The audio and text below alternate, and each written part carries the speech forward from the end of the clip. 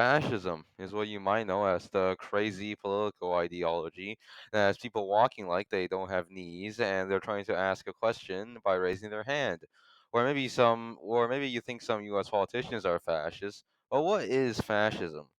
And today we'll be using this book right here, Maus, and Antifa, meaning anti-fascism, the comic book, to really see what fascism has done in its only 80-year existence.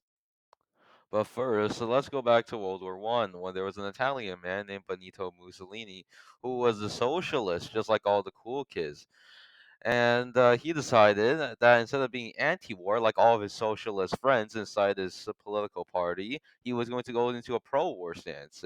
The reason why is because he thought that if everyone went to war, that means that the countries will become unstable. And Europe at this point was full of monarchies. And if the monarchies are unstable, people will start revolting, and that could spread socialism. So the party that he was part of, the National Directorate of the Italian Socialist Party, or PSI, uh, they didn't like that, so they decided to kick him out. Mussolini wouldn't be incorrect, however. And Russia fell into a communist revolution in 1917. Now, there's a lot more to unpack here, but I'll give you the simple version. Basically, people tried to revolt in Russia before World War One in 1905. That didn't go very well. Afterwards, in 1917, when everyone was real mad, a bunch of politicians told the Tsar to piss off, and they made their own provisional, basically temporary government to sort things out. However, they also wanted Russia to stay in World War One, which the people of Russia didn't want. I mean, I'm smiling, but I am very fucking furious. So then the communists overthrew the temporary government and established the first socialist state in the world. Or the brutal civil war that killed 10 million people, but that's how the Soviet Union was created. Now, why is this important for fascism? You see, a bunch of politicians and basically business owners, like CEOs and just people with a lot of money, got a bit scared that their workers are going to do the exact same thing that the people in Russia just did and overthrow them. These reactionaries, is what we call them, would lead the way to fascism, since they would support fascist movements in less stable countries like Italy. After Mussolini changed his war stance, he decided to create a new ideology. So his plan was to restore Italy's greatness across the Mediterranean Sea, just like the Roman Empire. Okay, and despite the fact that Italy did win World War One, they actually weren't given all of their promised territory. So Italy's plan was to gain South Tyrol and Istria, which they did have claims on. There were sizable Italian speakers in the area, and also the Dalmatia coast. However, the Allies decided that Italy didn't get the Dalmatia coast, so some Italians felt betrayed by that. This mood across the nation, shared by tons of Italians, was Victoria Mutilata, or the mutilated victory, because of course the Italians felt betrayed by the Entente, who had promised them the land. And Italy was also extremely high in debt. They had the high unemployment, which means that when millions of soldiers were coming home, they didn't have any jobs. You know how much I sacrificed? So this instability would allow Mussolini to become the leader of Italy on October 22nd, 1922, when he and his Black Shirts, which is basically a fascist paramilitary group called the Black Shirts because they wore black shirts. He formed with World War.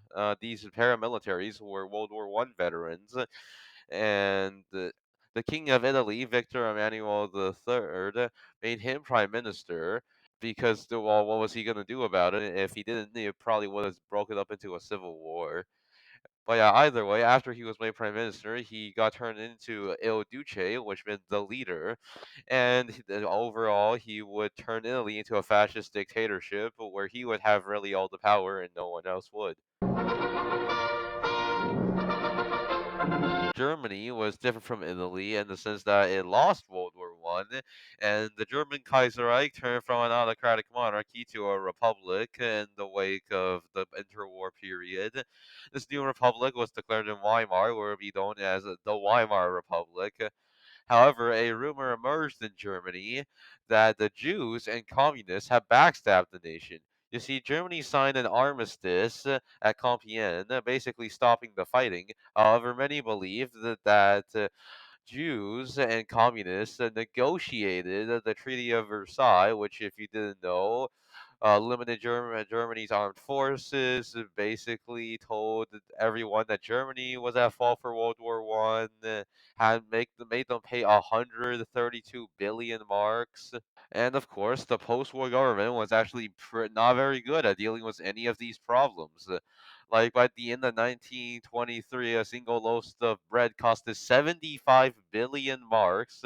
Oh yeah, by the way, marks are the German currency. But the government decided that, of course, in order to fix this problem, is just to print more money. And of course, anyone who's taken an economics course knows that printing more money basically just means more inflation.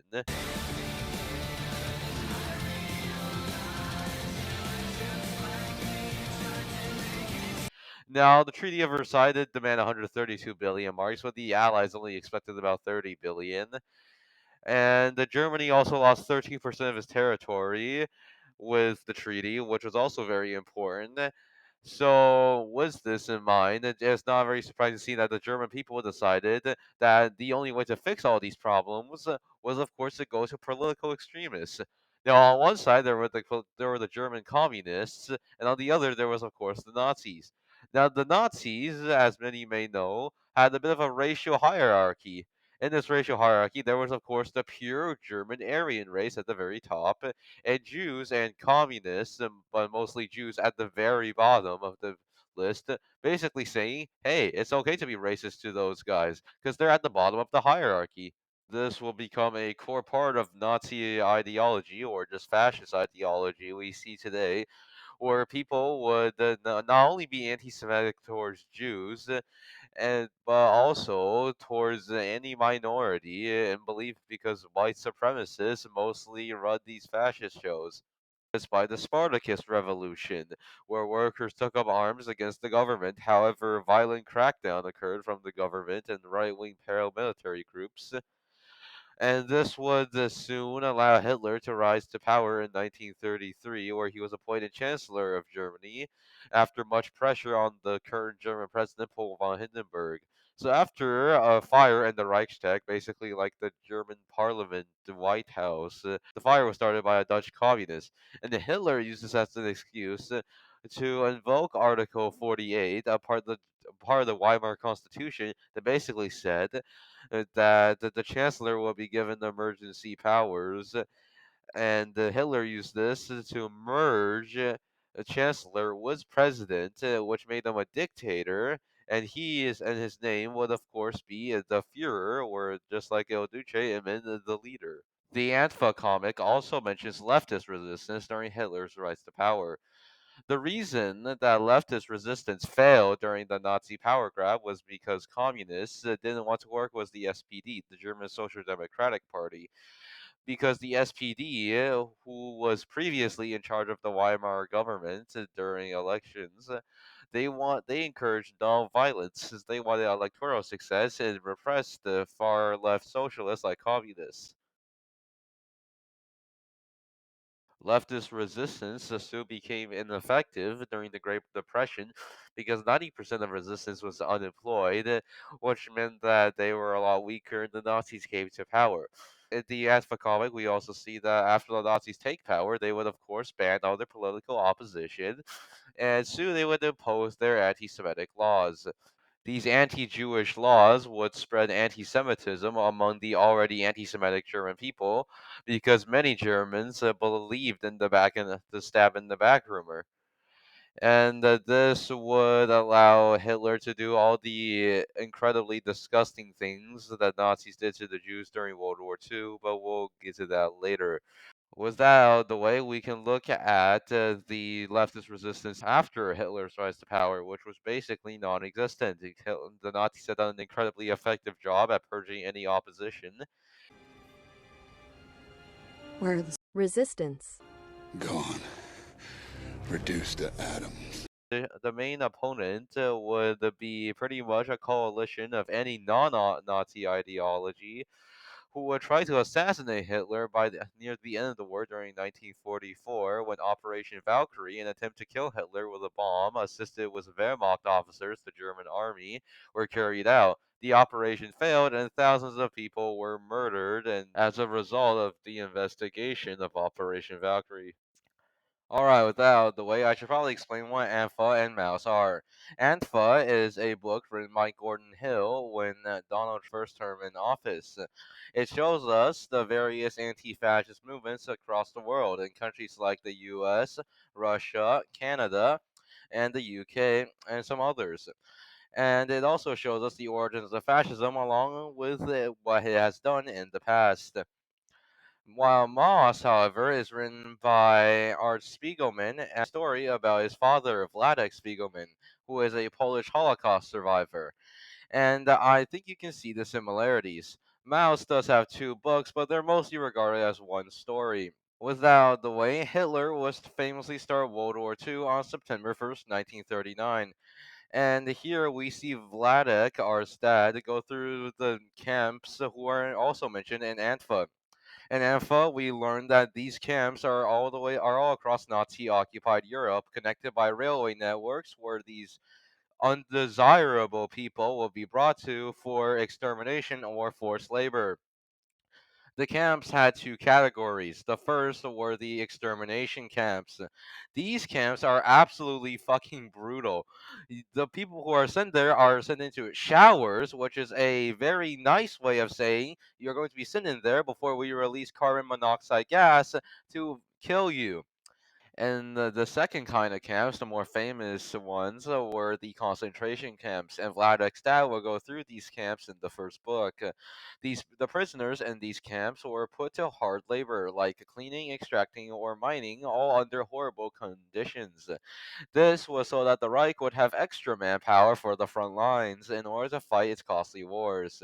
Not only that, there was also a short time frame and absolutely insane expectations that they had to meet, all under the surveillance of some Nazi officers who refused to give them any mercy, and they're more than happy to fuck them over if they just didn't finish the task. For example, we see in Maus that when Vladek was first brought into a Nazi concentration camp, he and a few others were supposed to clean the stable in under an hour, which was almost impossible, and they only did so because the Nazi officer commanding them to do so threatened to take their soup away, which was their only food for the day.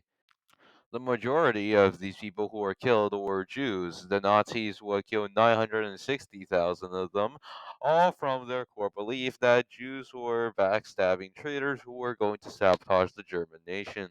But let's take a quick step back and look at anti Semitism real quick. I mean, this is a core part of fascist ideology and has existed ever since the fall of the Roman Empire. So, how did it come to fruition? Well, Anfleg briefly explains it. Anti-Semitism occurred back in the First Crusades in about 1095, when Jewish families were prosecuted along the Rhine River because the church deemed Jews responsible for the death of Jesus Christ. Afterwards, Jews became kind of like a thing that was just bad. Like they will be also be used as like a scapegoat for anything bad happening. Like a kid, a child got kidnapped, that's probably a Jew. A Christian children found dead, probably the Jew next door. These beliefs didn't actually have any real evidence, but people just kind of assumed they did and passed it on, passed on this hatred through generations. Going back to Mouse, Vladek manages to weasel his way out of the Nazi concentration camp that he was in, and he gets to survive for a bit in German-occupied Poland. And we really get to see what people consider what lucky was for these before the Polish during World War II. Germans were just killing Jews whenever they felt like it.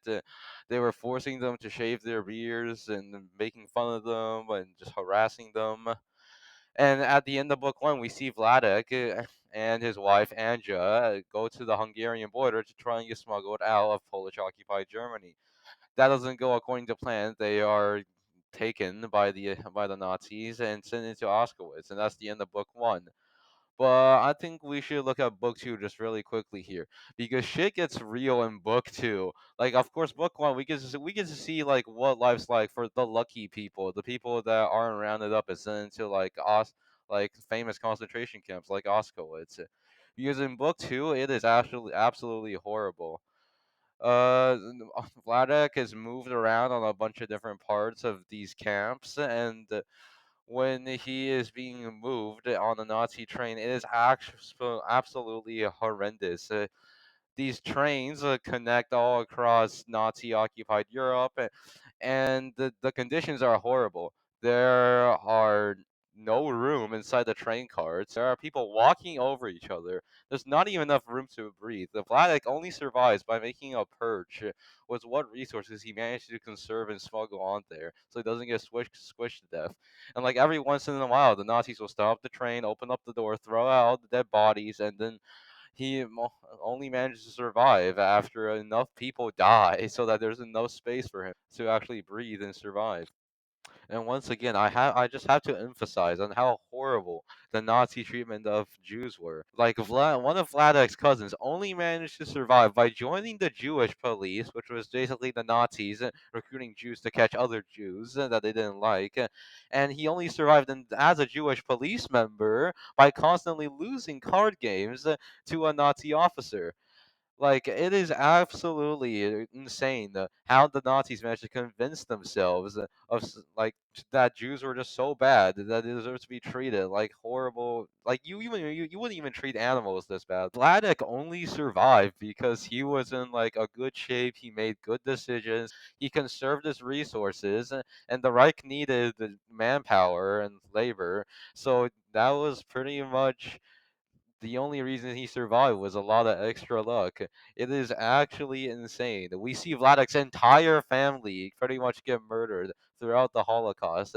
The only family members that survive were like two of his cousins and his wife, and that's it. Everyone else in his family died. His just couple-year-old son dead. His his father-in-law and mother-in-law both dead, even though they were extremely rich, and that was also one of the reasons that Vladek survived. Antifa and the Moss, despite their similarities, do share one key difference. Antifa shows us what people have done to resist the Nazi invaders. Vladek is basically just a victim of the Nazis, but Antifa does show us the various resistance movements that sprang up across Europe during the Nazi occupation. The most notable is, of course, the French resistance. So, after the German invasion of France, they set up a puppet state in the south known as Vichy France, and they occupied the rest of the country in the north. The most early resistance fighters for the French were Catholic and conservatives.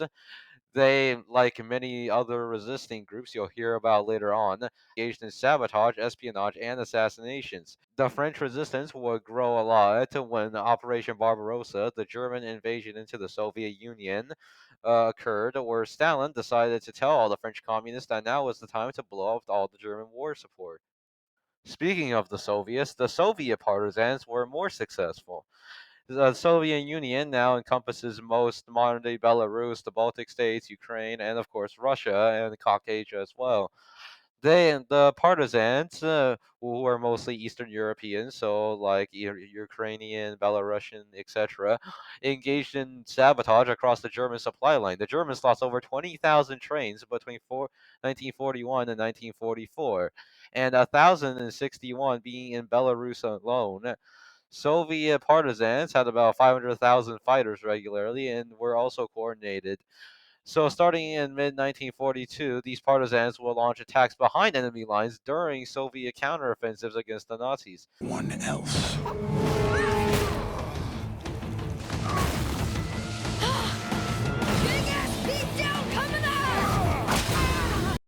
So, the Germans will be getting sabotage from within and also having to fight off an offensive from in front. Poland was, of course, the country that was arguably the most affected by Nazi occupation, except for the Soviets. The Polish had the largest Jewish population in 1939 in Europe, being about 3.4 million. After the war, the population dwindled to a mere 380,000. 85% of the Jewish population was killed by the Nazis, And the Polish will lose and rescue the most amount of Jews during World War II. 100 to 150,000 Jews were confirmed that were rescued, and 1,500 people were confirmed to have sacrificed their lives to rescue them. On August 1st, 1944, Polish resistance will launch the Warsaw Uprising. Now, I haven't mentioned this before, but a lot of these resistance were not exactly like they weren't all coordinated. They didn't all share the same belief. It wasn't one entity. They were all spread out. They mostly united under the same goal, which was to kick the Germans out. So the Polish resistance, like a group of them, will launch the most ambitious attack that any Polish resistance has done, the Warsaw Uprising. Their goal was simple: to liberate the entire country from German occupation by taking control of important cities, and the most important of these being Warsaw. They also had a sub goal, and this goes into the Cold War. They want to establish their country before the Soviets would occupy Poland, because they feared that Russia would, of course, have hegemony over Eastern Europe due to its occupation. So, how did the uprising go? Well, it started out pretty well, but the Germans decided to make it a grueling siege of Warsaw instead of a quick takeover like the resistance had hoped. And they eventually ran out of supplies. The Germans successfully counterattacked on August 25th, and 40 civilian casualties would follow. Polish resistance surrendered on October 2nd, and 250,000 civilians, along with 16,000 resistance fighters, died during the uprising. So, as I mentioned earlier, there were a lot of resistance across Europe, but none of them were as successful as Yugoslavia. Now, most people probably don't even know what Yugoslavia is, but Yugoslavia was a nation encompassing a lot of Balkan nations today, and they were invaded by the Axis during World War II simply because the Germans asked them to either join the Axis or get invaded, and they picked the latter. Anyhow, so the Yugoslav resistance had two different factions. The first faction were the Chetniks. They were Serbian monarchists who wanted to rely on the Western Allies for aid, but also, of course, fight against the Axis. But the much more popular and actually successful partisans were called the partisans. That's where this whole thing comes from. The partisans were successful due to it being actually the only group to liberate their own country. Of course, they did have a bit of help from the Soviets.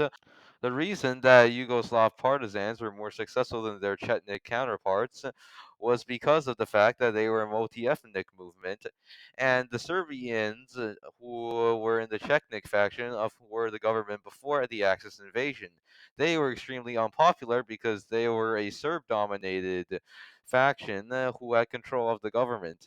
And of course, the many ethnicities of Yugoslavia didn't want them to be dominant. In the end, the Yugoslav partisans will liberate the country, not the Chetniks, and they will become an independent communist nation allying with the Soviet Union for most of the Cold War. Jeder hat mich belogen, sogar die SS! Die gesamte Generalität ist nichts weiter als ein Haufen niederträchtiger, treuloser Feiglinge! Mein Führer, ich kann nicht zulassen, dass die Soldaten, die für Sie verbloßen... Nicht als Feiglinge! Verreiter, Versager! Mein Führer, was Sie da sagen, ist ungeheuerlich! Die Generalität ist das Geschmeiß des deutschen Volkes! However, the main difference between it and his fellow Eastern European comrades was that it was not a direct puppet of Stalin. The Moscow had no control over its foreign affairs or internal politics because the partisans had mostly liberated themselves. So, with all of this effort put into fighting against fascism by these resistant groups and the various nations that teamed up to defeat the Germans, the Italians, and the Japanese, you would think that fascism would be completely wiped off the side of the planet after World War II. But you would be wrong. Each country had their own struggle against fascism during or after the Cold War. I'm going to get this out of the way really quickly. What you're about to hear is fascists and anti fascists fighting each other. They both participated in absolutely horrendous acts, whether it be marching and blocking each other's marches, threats, attacks, assassinations, bombings, or terrorist attacks. And as time progressed, attacks on social media accounts would also become a common occurrence. So keep this in mind, Will, as we dive into all of the nations and their fascist and anti-fascist movement. While you've a Lucifer to light your fag, smile, boys, that's the style. The UK's first fascist group was the British Union of Fascists, founded by Oswald Mosley in 1932. They were pretty popular, being supported by some of the British nobility, but when they tried to march on British cities during the late 1930s, anti fascists engaged in fights with the BUF in the streets. The most significant fight being on London's east side, when 3,000 BUF members tried to march on London's east side, but was stopped and beat back by 20,000 anti fascists. The party was eventually outlawed in 1940. Now, this is where then we delve into the Cold War. In 1960, the National Front was created as a far right movement which picked up steam. Anti fascists would soon follow and fight the National Front during their marches. The crippling blow would be the Battle of Lewisham in 1977, which destroyed the NF's image. Afterwards, the Anti Nazi League will be created in the same year. Fascism wouldn't stay down for long, however, in the UK. In 1985, the British National Party were proved that the far right still had fight left in them. In their opposition rose the Anti-Fascist Action, or AFA. They would fight against the BNP and other fascist groups like Death and Honor, an international band who had grown in popularity. By 1988, AFA has started focusing on blood and honor. Fascists across the world would attend blood and honor concerts. This allowed fascists to interact and communicate with each other across the globe, which could not happen. Fighting would occur between Blood and Honor and AFA, like in September of 1992. A fight broke out at a B&H concert in London near the Waterloo subway station, and the battle would be dubbed the Battle of Waterloo.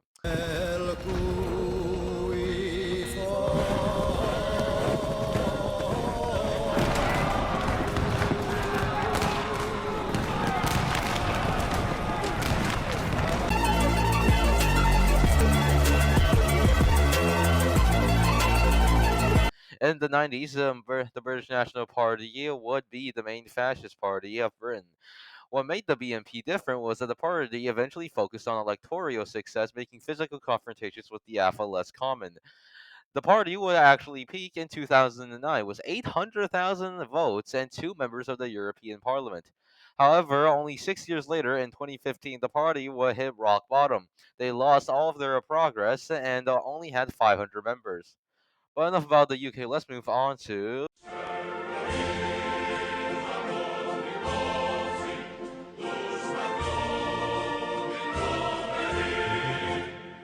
Greece. Is an interesting scenario. The country was occupied by the Axis in World War II. The Italians first invaded Greece in 1940 and was thoroughly thrown back. Guess who's finally Ready to invade Greece. Are you sure? pretty sure? I invaded Ethiopia with illegal weapons. The Germans would eventually invade to help their Italian brothers, and Greece fell. Unfortunately, Greece will become a military nationalist state after World War II. We can contribute this to the Greek Civil War between the Greek communists and the nationalists. This is where the Western Allies, despite working with the Soviets against the fight of fascism during World War II, would instead support the nationalists. Of course, it's no surprise that the Western Allies, later on known as NATO, would not support communists during the Cold War. But it is still a bit alarming to see that the Allies are pragmatic enough that they were willing to work with far right nationalist groups, even though a couple of decades prior they had committed unimaginable tragedies. The military junta will win the Civil War in 1949 with help from the CIA to establish a dictatorship. But when they massacred 25 students who was protesting in their university, the junta will descend into political chaos before a democratic institution replaced it. The Greek fight against fascism wasn't over, however. Golden Dawn will become the largest fascist party of Greece in the early 80s, and became a more official party in 1993. GD will launch attacks against immigrants throughout the mid 2000s, and Greek anti fascists will continue to fight against these fascists well into 2018, like in January of that year, where nationalist rallies led to 60 to 70 attacks against anarchists, along with throwing Molotovs.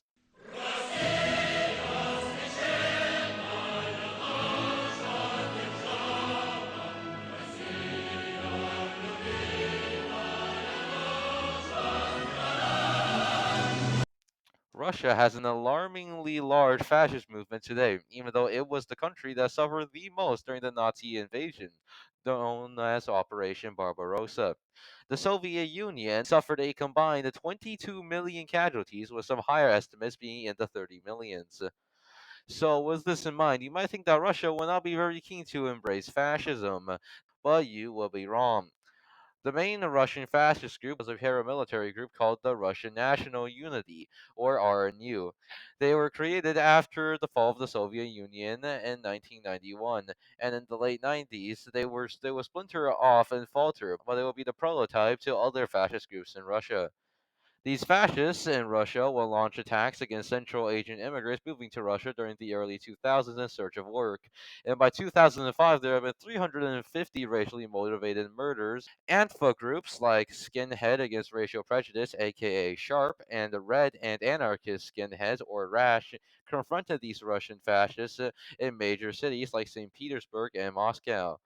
Things will only get worse in Russia, however, since the RNU had backers from businesses and the Russian government under Vladimir Putin. The police also did little to stop fascist killings against immigrants due to the police also being reportedly to abuse immigrants on a regular basis.